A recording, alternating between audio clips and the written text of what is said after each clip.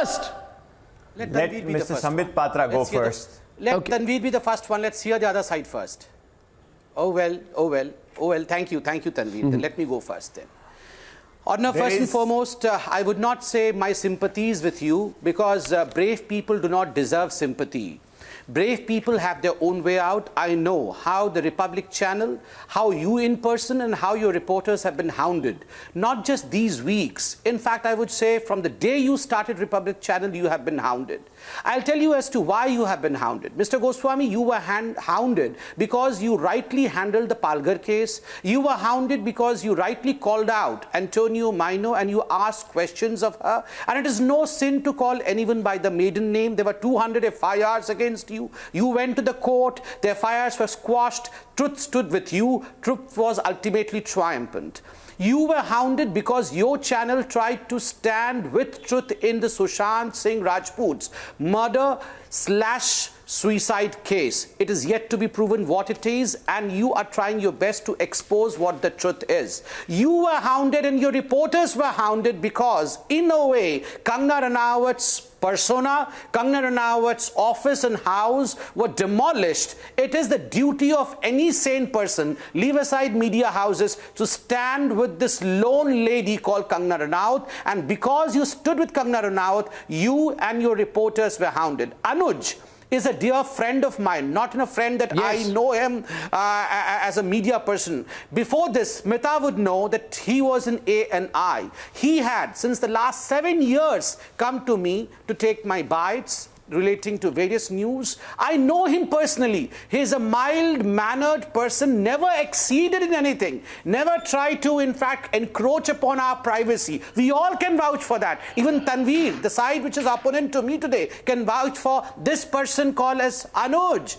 And putting him behind bars, giving him no legal representation and giving him no kind of legal protection is not something which I would say FOE, that is freedom of expression. I firmly believe that FOE for this gang means fear, oppression and extermination. This is a condition in Maharashtra which is even worse than what we saw during emergency. And as far as fake media is concerned, Mr. Goswami, let me tell you 2 instances before I give full stop to what I am talking about. One instance, to the extent this media can stoop low, was during 26/11 in the Kargil war. Remember, strategically important decisions of the Indian army were live flashed on the Indian television screen so that the enemy country and terrorists could be benefited out of it, number one. And number two, remember, there is a journalist who said in the yester months that, well, yes, we are vultures.